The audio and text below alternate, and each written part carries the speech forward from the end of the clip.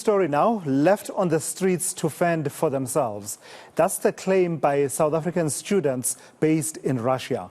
The 229 students are facing eviction, they tell us, and expulsion from their universities.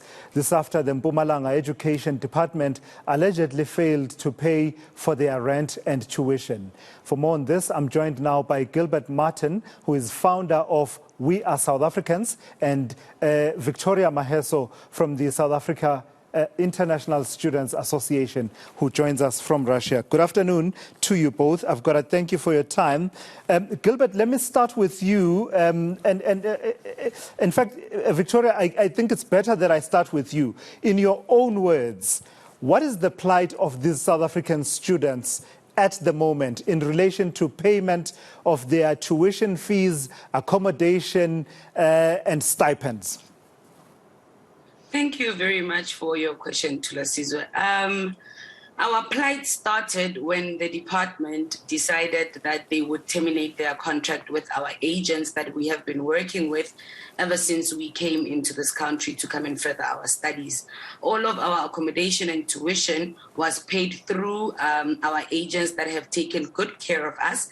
And apparently the contract that the department had with the agents was terminated, or it came to an end, and we were left with not knowing exactly what is going on. So right now, our accommodation has not been paid for, our tuition has not been paid for, and we are already 1 month into this academic year, and we have been getting threats from our landlords together with universities with eviction and expulsion because of lack of payment. So we still haven't gotten any incentive of what's going to be happening with the payment of our tuition and accommodation, and some of us have still not received our stipends for the past 2 months.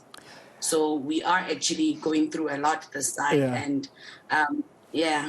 How many students are affected, if I stick with you for a moment, Victoria? How many of the cohort that are studying in Russia through this program by the Mpumalanga provincial government are affected by this? And what has been the implication? Have any students been expelled, for example? Start with giving us the number of affected students, though.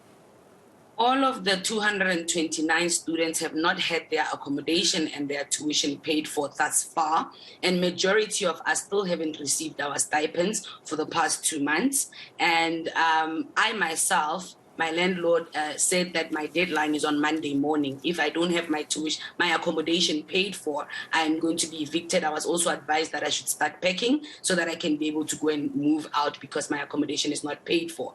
There are students that have already been expelled due to lack of payment of their tuition fees in the universities, and I myself have been put on an expulsion list. Why? Because my tuitions have not been paid.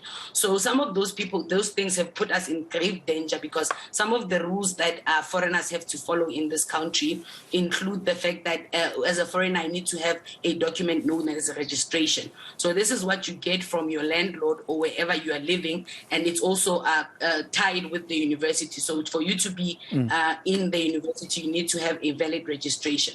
So right now, students are unable to get their new registrations because our accommodation has not been paid for. So my landlord is even refusing to give me a registration. Why? Because my accommodation is not paid for.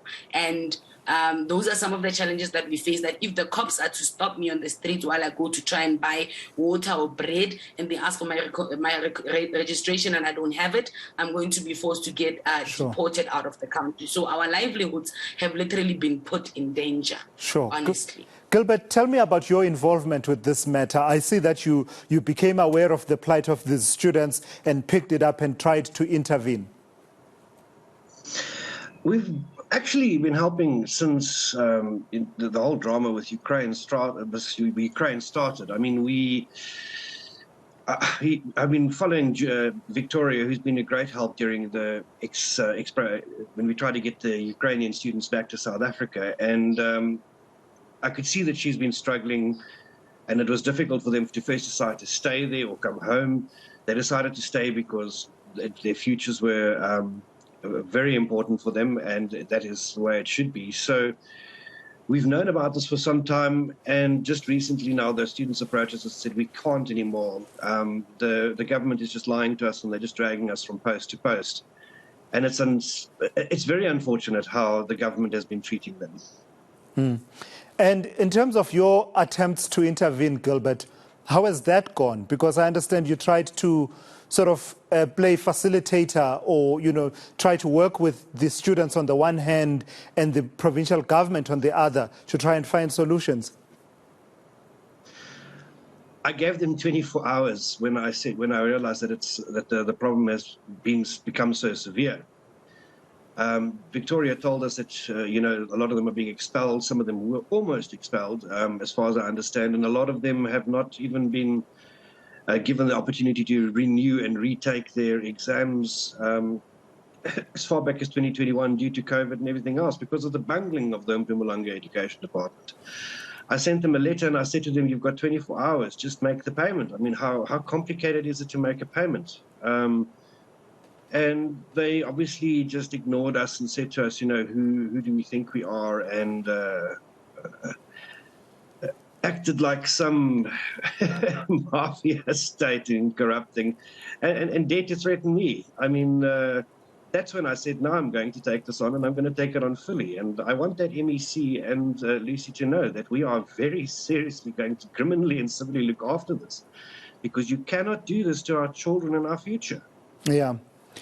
So, Victoria, let me come back to you. I have before me a statement from the provincial government, and I'm hoping to be speaking to them in the coming hour. I want to just cite one paragraph that says, they set out the background and how it came about, that 229 students, etc. Then there's a paragraph that says, during all this, the department has been able to process the monthly stipend for all students except for 15, that's 15 whose banking details were not fully operational. As a South African hearing this, wanting to know what's happening with the students that my tax money is funding to study in Russia, when my government tells me that it has been able to process the monthly stipend for all students except for 15, should I believe them? Tulasizwe, I'm sorry, but that is a lie. I'm talking to you right now. I have not received my stipend for September and October. We have a majority of us have not received. Yes, there are a few of them that have said that they received some of their monies. Was it yesterday or the day before?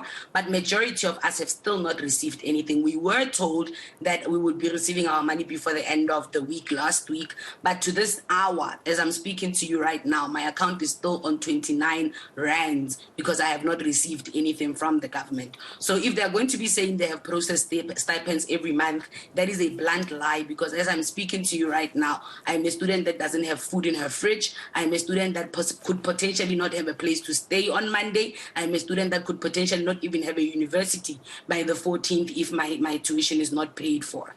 Could it be, though, Victoria, that you are one of the 15 that they are talking about? No, I am not one of the 15. The rest of them are okay. Because the government itself said to us, was it in August or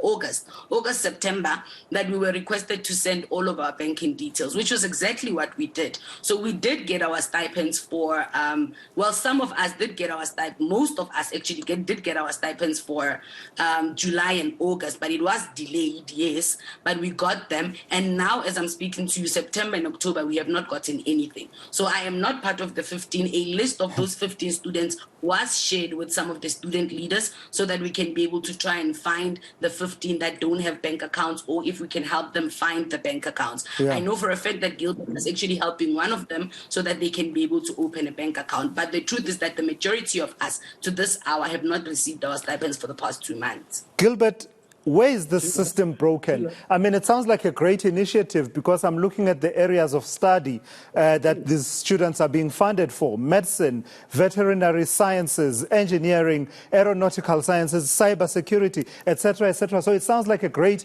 initiative. Where did it break such that we are sitting here today and having this conversation instead of commending government for doing something that is good for the future of this country? Well, it was a very good story to tell, and why they didn't tell it, I don't know. That in itself is also very concerning. The very fact that they say 15 students haven't been paid, I can give you all I'll actually post it onto our social media page and relieve the private details of it, where they've sent letters to landlords and everybody that this last week coming, everything would be sorted. And, well, nobody has been sorted. 15 students not being paid, it's not true. That whole media statement given by Zwana is a complete lie from top to bottom. And they've been doing this to students, and the parents weren't even aware of it because they were trusting that the students knew what they were doing. But obviously the government was bullying them into silence. The problem here is that we need oversight over these government departments and oversight over these decisions as public and as parents of these children. They also need to have oversight and inclusion. The problem with the government is that it does not communicate any decisions to people. Then it wonders why it gets angry. Mantashe was running around yesterday giving 200 rand notes out to people. I don't know why. Because they don't include communities in decisions anymore, and they don't include people in their decisions and say, this is step 1, 2, 3. It's just a case of we have decided because we are now your kings. And I'm sorry, this is democracy, not monarchy. So just in all of this, Victoria, just as I draw to a close, who is managing you mentioned this agency that used to handle all of these issues for you as a group of students, and you're saying you were happy with their service. I believe they are called Rakas, is the name of that agency. That agency's contract is now gone one way or another. They no longer have a contract with the Mpumalanga Education Department. As you and I talk about landlords, as we talk tuition, I'm wondering who are the parties to the contract that has led to you being in Russia studying there? In other words, I'm asking, are you having to negotiate with the landlord yourself to say, hey, listen, I won't be able to pay you now, I'm sorting out something, or is this being handled by either DIRCO, International Relations in South Africa, or the Mpumalanga government? Because I think the earlier situation of you handling it yourself, it sounds really difficult for me. I don't see how it would work out. Government should be negotiating, no? Thank you very much for that question. I actually wanted to touch on that. We have been engaging with government ever since all of this started. I myself even got my landlord to speak to the HOD, Lucy Moyani, to also try and mitigate with my landlord so that they can be able to just reach an agreement. And they sent our landlords letters, which were blunt lies, because at some point they sent us, the students, letters so that we should send our lease agreements to them, but nothing was done with those lease agreements. So even with the statement that we're touching on, there's another paragraph where they are saying that they have opened a line for us to communicate with them. We have engaged with the government. We have tried to make sure that the government understands our predicament. And we have been treating these people like our parents, because when we were working with Rakas, the head of Rakas South Africa, Dr. Kum, was like a father to us. We would call him any time of the day, any day of the week, to try and get some sort of solutions to any problems that we would face. But right now, we are at that point where even when we try to engage with the government people, when they pick up the phone, it's either they're going to tell us lies or they don't even speak to us at all. So we have been trying. They are not treating us like they are children as much as we have tried to engage with them in a way of which we can treat them like our parents so that they can understand the predicaments that we are going through. Sure. So we have tried so hard so that we can be able to find a solution to the problem. Right now, it's the students themselves that have to go and try and beg with our landlords. We try and beg with our universities so that we don't get expelled, we don't get evicted. And when we try to get the department to actually engage with them, they're refusing. And they're not even talking to us and not being transparent and truthful with us of what exactly is going on. So I really, really don't know. We are in a very bad situation right now because we don't really. I myself don't even know where my future lies. Like I've been saying, my landlord said on Monday I need to move out. So what's going to happen to me on Monday if my tuition, my accommodation is not paid for? I'm going to be homeless, stuck on the streets, and it's cold in Moscow now. Russia is becoming cold. When it gets to summer in South Africa, it's winter this side. So it's getting really cold, and with all of these challenges that these people have